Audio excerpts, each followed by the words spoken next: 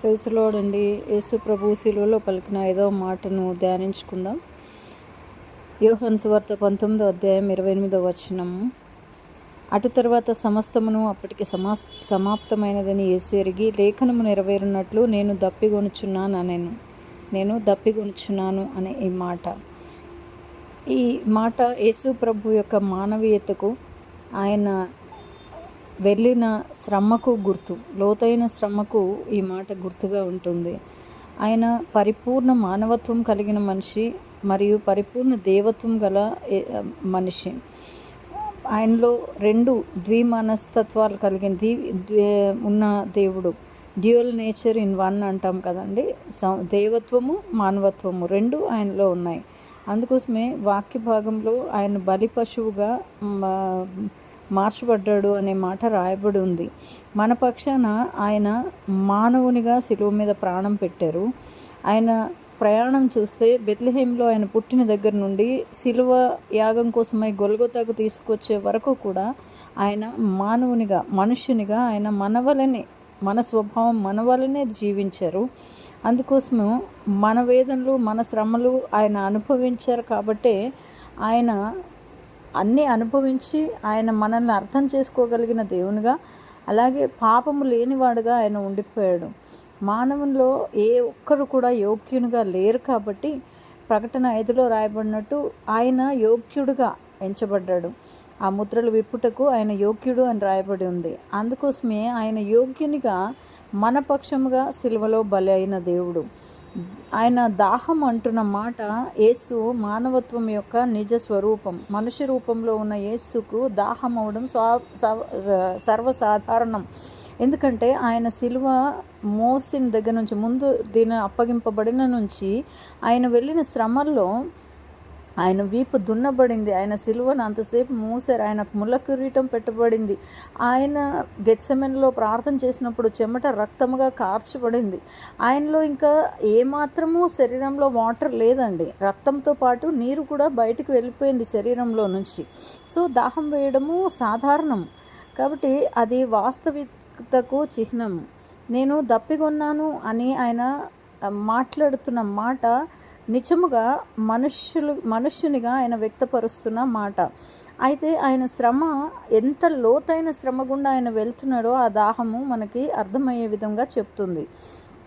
ఆయన ఎంతో మానసిక ఒత్తిడికి గురై ఆ చెమట రక్తముగా మారినప్పుడు ఆయనను దూత బలపరిచినట్టుగా లూకా 22లో వ్రాయబడింది.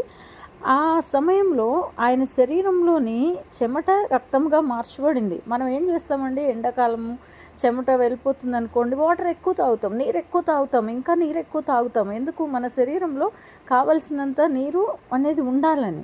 కానీ ఆయన చెమట రక్తంగా మారిపోయింది. ఆయన దున్నపడ్డాడు, ఆయన వీపు దున్నపడింది, రక్తం కారిపోయింది, శరీరంలో రక్తం అంతా వెళ్ళిపోయింది.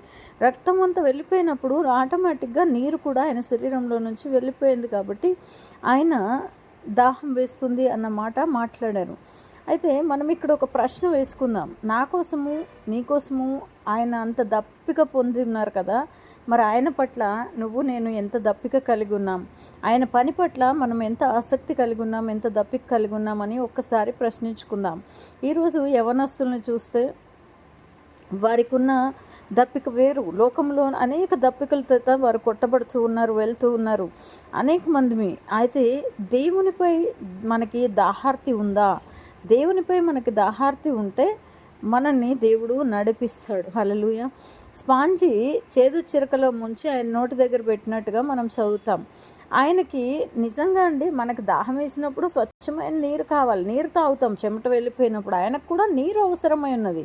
కానీ ఆయనకు ఆ నీరు దొరకలేదు. ఆ సమయంలో ఆయనకు ఆ చేదు చిరకను అందించారు. చేదు చిరక అంటే ఒకలాంటి మత్తు కలిగించే ఒక దానిగా మనం తీసుకోవచ్చు. ఎందుకంటే మనం మందులు వేసుకుంటాం కదండి, మందులు ఏది వేసుకున్నా చేదుగానే ఉంటుంది అది. అయితే ఆ చేదు అనే ఆ చిరక కనుక ఆయన తీసుకుంటే కొద్దిసేపు తర్వాత ఆయనకి ఒక మత్తులాగా అనిపించేదేమో. ఆ యొక్క శ్రమ ఆయనకు తెలిసేది కాదు, ఆ దాహం ఆయనకు తెలిసేది కాదు. కానీ ఆయన ఆ చేదు చిరక తీసుకోకుండా నిజమైన శ్రమ గుండా ఆయన వెళ్ళారు. ఆ శ్రమ గుండా వెళ్ళడానికి ఆయన ఇష్టపడ్డారు. ఎందుకంటే తండ్రి చిత్తం ఏదైతే ఉన్నదో దానికి చిత్తానికి లోబడడానికి ఆయన ఇష్టపడ్డారు. మరి ఈ దినాన మనము ఎంతవరకు తండ్రి చిత్తానికి లోబడుతున్నామండి? మన ప్రార్థన తండ్రి చిత్తానికి లోబడి ఉంటుందా? మన నడవడిక తండ్రి చిత్తానికి లోబడి ఉంటుందా? మన ప్రవర్తన తండ్రి చిత్తానికి లోబడి ఉంటుందా అనేది ఒకసారి మనము గ్రహించుకోవాలి. అంటే పాపము అనేది ఒక మత్తు వంటిదండి. ఆ పాపము అనే మత్తు వదిలినప్పుడే మనకి అసలైన వెలుగు, అసలైన నిజం తెలుస్తుంది. కానీ ఆయన మన కోసం గాయాలు పాలయ్యారు, ఆయన మన కోసం ఆవేదనను భరించారు, మన కోసం ఆయన నలగొట్టబడ్డారు, మన కోసం ఆయన దాహము గుండా వెళ్ళారు, మన కోసం ఆయన అన్ని పరిస్థితులను సిలువ మీద అనుభవించారు. ఆయన సిలువ మీద తనను తను పూర్తిగా సమర్పించుకున్నట్లుగా మనము గమనించవచ్చు. మానవ స్వభావిగా మార్చబడి మానవ స్వభావిగా ఉండి ఆయన సంపూర్ణముగా దేవునికి సమర్పించుకున్నారు, తండ్రి చిత్తానికి అప్పచెప్పుకున్నారు. ఆయన తనని తను సంపూర్ణంగా ఇచ్చివేసుకున్నారు.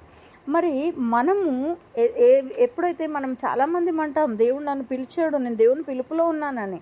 దేవుడు మనల్ని పిలిచినప్పుడు ఒకవేళ మనము సిలువకి కమిట్ అవుతుంటే, దేవుని పిలుపునకు లోబడుతుంటే, మనం కూడా అలాగే నిజాయితీగా దేవునికి లోబడాలి, తగ్గించుకోవాలి అని ఈ మాట ద్వారా మనకి తెలుపబడుతుంది.